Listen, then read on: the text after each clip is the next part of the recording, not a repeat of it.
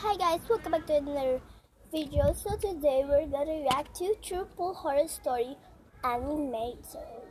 Yeah, so if you're new to the channel and you haven't subscribed yet, go and subscribe. And also like this video and yeah, just share this video to all your friends and just let's get started.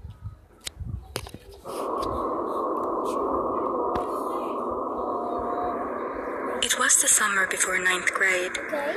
I was at my friend's family pool party, and there were tons of people there. At one point, while my friend, let's call her Lily, went to get some sodas for us, a man came up to me. I didn't recognize him, but since it was my friend's party, it made sense for me to not know everyone there. He smiled at me. He looked as though he hadn't shaved in days, and his eyes never looked quite direct. Wait, guys.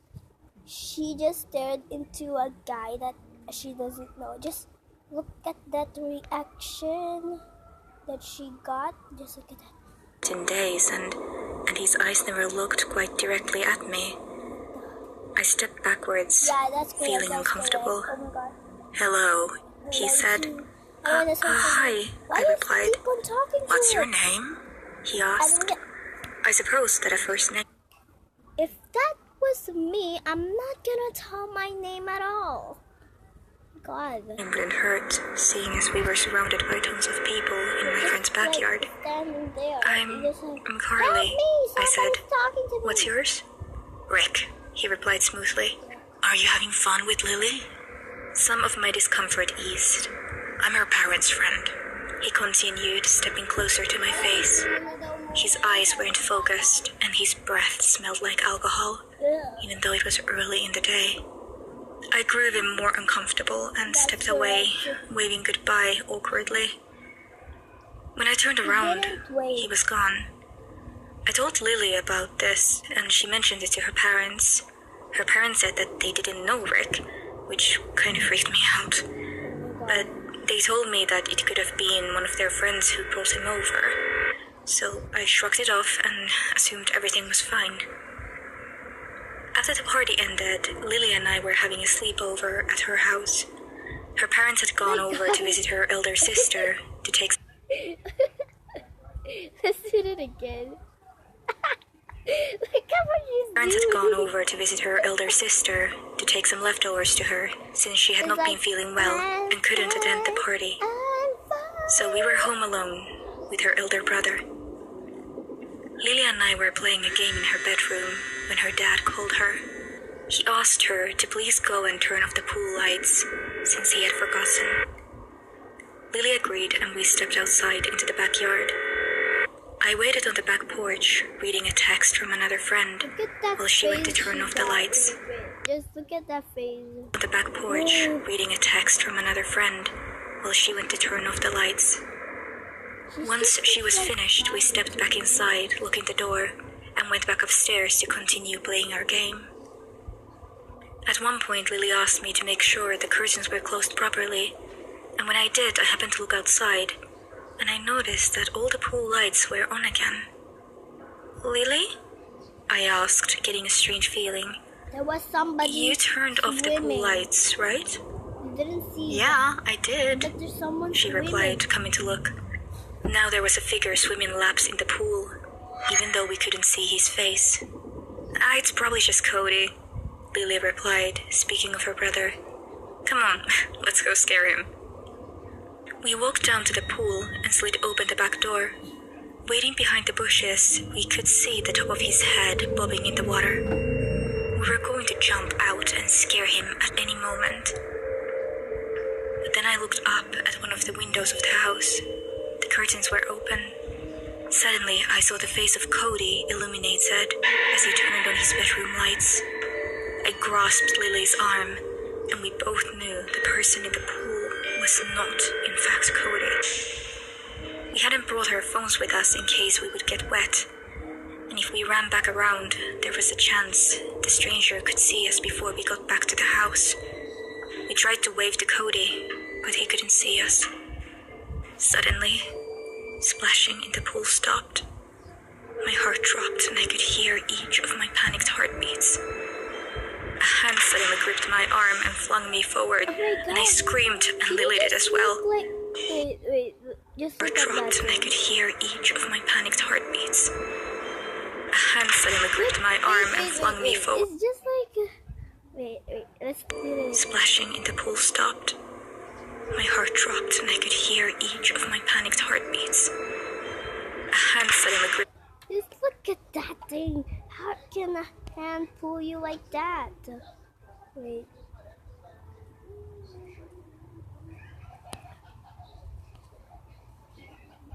You don't have any, like, look at that guy. Suddenly, splashing in the pool stopped. My heart dropped, and I could hear each of my panicked heartbeats. A hand suddenly gripped my arm and flung me forward, and I screamed, and Lily did as well. I looked up, and there was Rick. His facial expression I've never seen someone with such a creepy smile. I yelled, and soon my mouth was filled with water as he chucked me in the pool, and he actually held me underwater. I choked for breath and realized he had grabbed Lily's arm as well, although she wasn't in the water. He was strong and clearly ill. He yelled, "Time to swim!" Somehow Lily managed to kick him in the face hard enough to run away, slamming the door behind her. He continued to hold me, laughing as I flailed for breath. Just as I felt I was about to die, police sirens were heard on the surface. He picked me up and threw me on the ground, breaking my arm. He ran away. The police came and questioned me, but he was never found. I will never forget that moment. I thought I was truly going to die. Nor will I forget those creepy, unfocused eyes.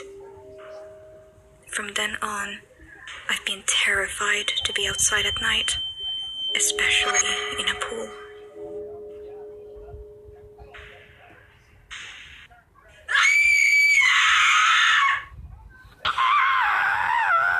I thought it was done. Okay, let's go to the second one here.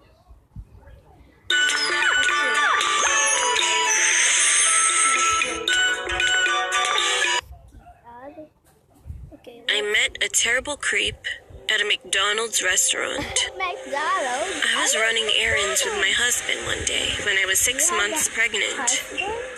The day started out normal as we took the subway together. All of a sudden, I felt nauseous and I could feel that I had to vomit immediately. I quickly gave my bag to my husband and told him I had to run to the nearest bathroom. I bolted away at the next stop as I could not hold it in any longer. As I exited the underground, I ran into the nearest restaurant, a McDonald's.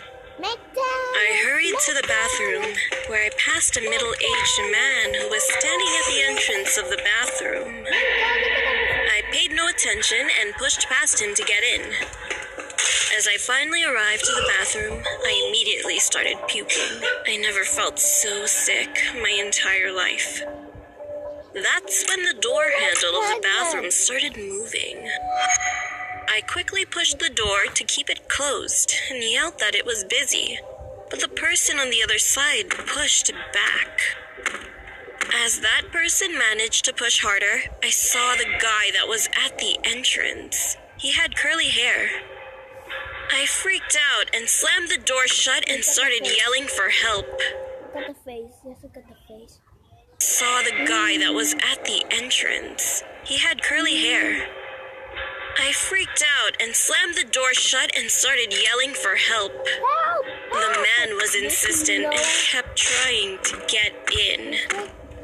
I started puking again, so I was left with trying to hold the door with my foot as he kept banging it harder and harder.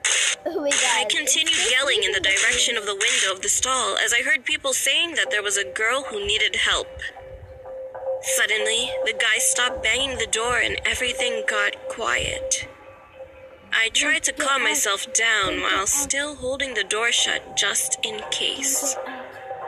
Then, I saw curly hair and a hand trying to get me from under the door, which had a pretty large gap.